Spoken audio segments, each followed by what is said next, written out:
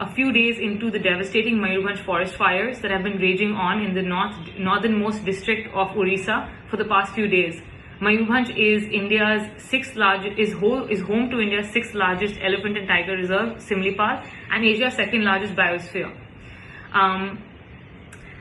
The reason for this critical urgent appeal is a number of reasons. The first one being that Mayurbhanj is an ecologically complex and very sensitive zone, and we are home to the world's only melanistic tiger. In a few hours, we would know if the last melanistic tiger of the world is alive or not. These fires have been absolutely devastating for wildlife, for human life, and for the indigenous communities who call Simlipal their home and have done so historically. Over the past few years and the past few decades, we have seen the absolute desertification and the route to desertification which we have chosen as a state for North Orissa and Simlipal especially. Over the last few years, we've seen rampant poaching, we've seen illegal mining, illegal construction, and human activity that has not been sanctioned by any conservationist or naturalist. We are an extremely sensitive zone. The entire district of Mayurbhanj depends on this forest for its livelihood. Rampant poaching, we've seen illegal mining, illegal construction, and human activity that has not been sanctioned by any conservationist or naturalist. We are an extremely sensitive zone. The entire district of Mayurbhanj depends on this forest for its livelihood.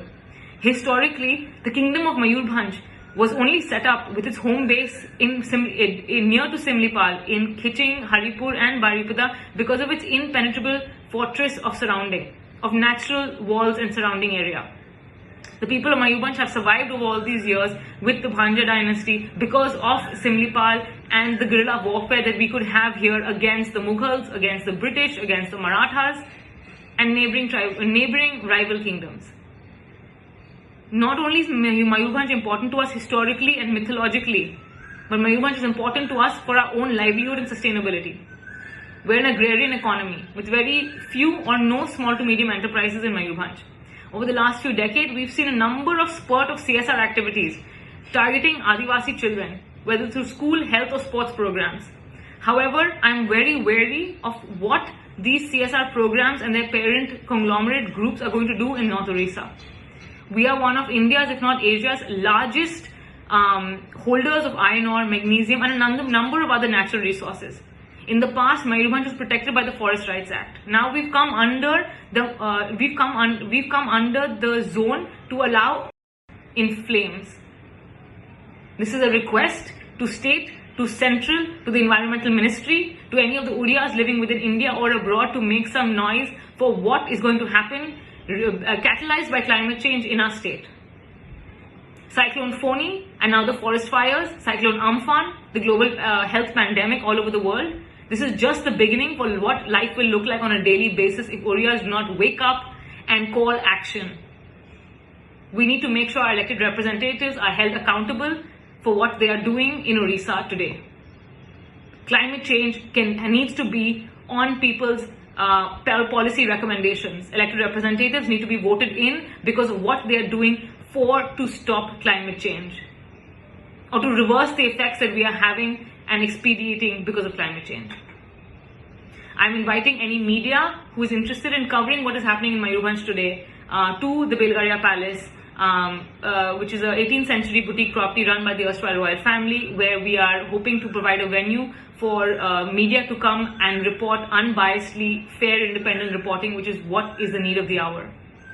And thank you to all the state media who have shown interest, who have flown down, sent their correspondents to cover what's happening on ground. The world is watching, and Odisha is at the forefront of climate change action as a state in India. We have seen that there are hardly any civil society groups that are telling us what is happening within Simlipal. We are being told the numbers that tourism has brought to Simlipal. However, we have not been told the state of the animals. In the past few years, there was a commission called the Justice M.B. Shah Commission, which said that for 59,000 crore was illegally mined through the decade. To provide perspective, this is almost a fourth of Odisha's state's gross domestic product. This was done by a People's Archive of Rural India PARI report in last year. What's shocking itself is that even though this Shah Commission has recommended the CBI to do a probe of the illegal mining and the devastating consequences it's had for North Orissa, not one person or not one mining license has been revoked. No authority has been pulled up or questioned, and we still do not have conservationists and naturalists on ground in Mayurbhanj right now to assess the situation. What we are seeing is the death of North Orissa in flames. This is a request to state, to central, to the environmental ministry, to any of the Oriyas living within India or abroad to make some noise for what is going to happen, catalyzed by climate change in our state. Cyclone Foni and now the forest fires, Cyclone Amphan, the global health pandemic all over the world. This is just the beginning for what life will look like on a daily basis if Oriyas do not wake up.